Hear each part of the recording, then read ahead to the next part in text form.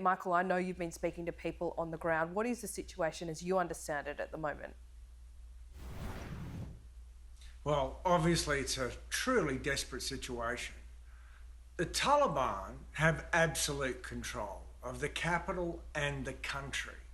But what's creating the chaos right now, fueled by the panic that everyone there is experiencing, are the desperate efforts to get out of the country.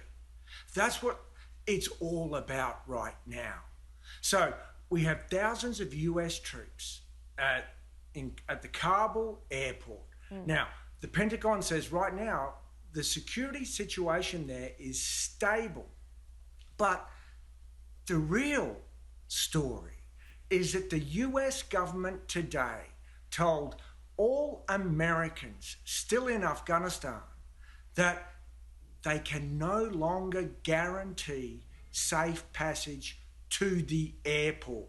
Yeah. And therein lies the torturous dilemma. And this is all happening in a surreal world, because what we have going on are two adjacent military operations working in tandem, one by the US military and the other by the Taliban. As you say, the American military is coordinating constantly with the Taliban.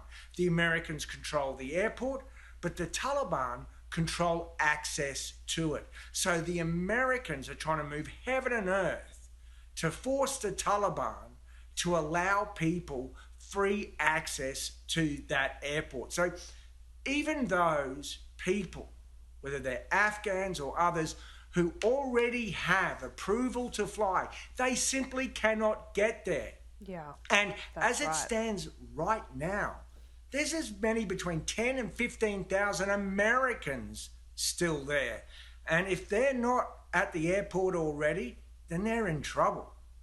Indeed. I've been speaking to a number of interpreters on the ground, and look, we spoke to Bibi a couple of days ago. He said that if he could get a visa or, guaranteed to get on one of those Australian flights, he'd dress up in a burqa and get there. But I don't think that is going to get him safe passage to H. Kaya when we've seen these roadblocks, we've seen gunfire, we've now seen the Taliban going door to door in Kabul, Michael, looking for any of these Afghan men that worked with coalition forces, including Australians.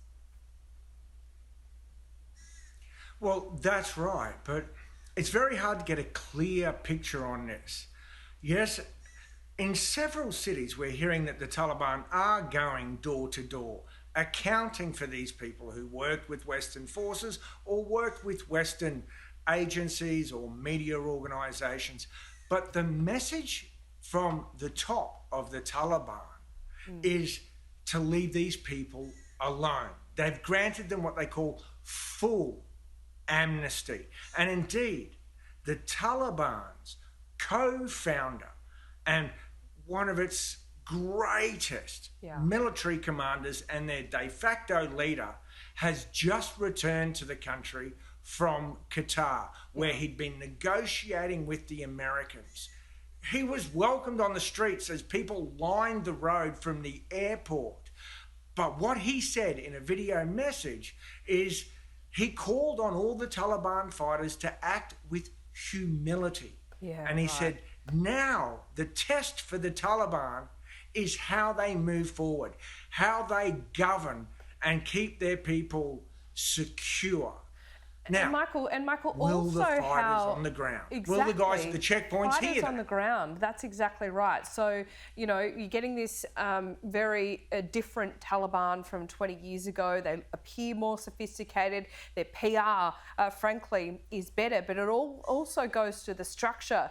Whether the Taliban leaders that we see doing media conference from the presidential palace actually have control of their fighters on the ground is two totally different things. I think what is quite instructive about the Taliban were these extraordinary pictures. Even the leadership, once they got into the presidential palace, they discovered the presidential gym, Michael, and it's like they'd never seen this kind of equipment before. So whilst we do see a better level of sophistication than 20 years ago, it's still not evolved all that much, has it?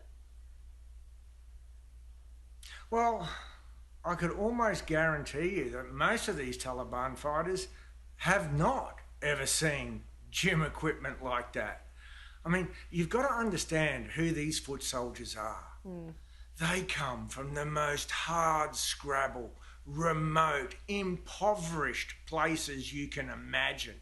You know, desperate villages. And for them, fighting has been a way out.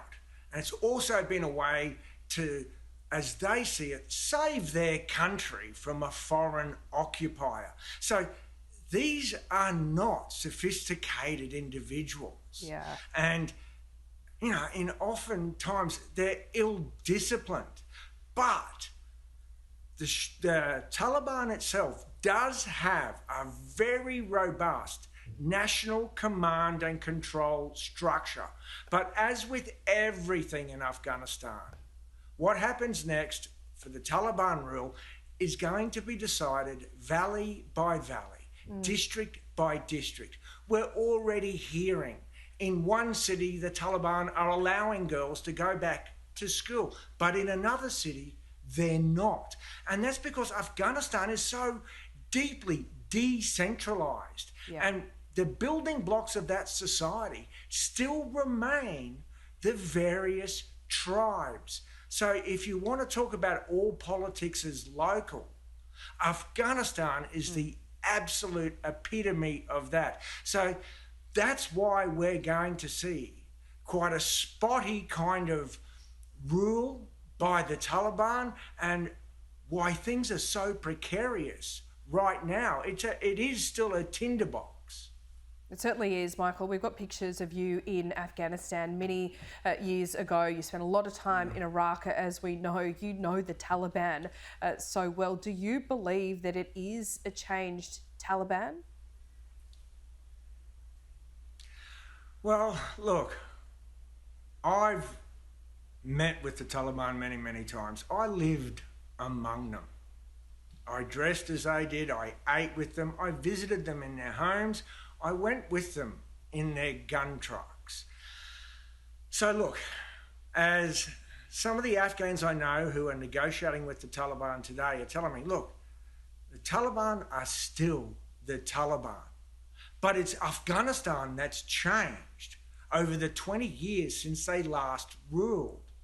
And the Taliban strategists, the Taliban policymakers, if we can call them that, they're aware of this. Or as one of the Afghans negotiating with them described it, the technocrat Taliban are aware of these changes. But it's these people from the villages with all their old beliefs.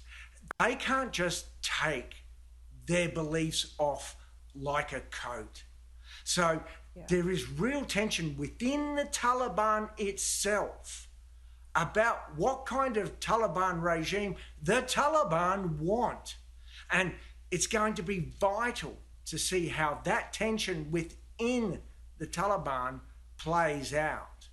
Just very quickly, Michael, how do you feel about reporting on Afghanistan for so long? The last 20 years, the Australians have been in there with such hope. What would you say to those soldiers today about the work that they did? Well, I'll reiterate what the American chairman of the Joint Chiefs of Staff, General Mark Milley, just today said to all of America's veterans on this very point. He said, your service mattered. And so it is for our diggers. Look, there was never a military victory for us to be had. We were never going to be able to control that country. we weren't going to be able to control Rosgun province where our forces were deployed. But what they did, what they gave over there, and the parts of them that they left behind in that place really do matter. And they served our national interests in doing so. We didn't go there to change Afghanistan or, look, quite frankly, to save Afghan women and girls. We, like everyone else, went to Afghanistan in pursuit of our own national security interests. And they were achieved. A relationship with the Americans is stronger now than it's ever been before. And I would argue, at its essence, our mission there in Afghanistan ultimately was to service and bolster our relationship with the Americans. And that's important because that relationship absolutely defines Australia's security, particularly in our region. So what they did was honourable and they should be proud. Michael, thank you so much. I'll speak to you soon.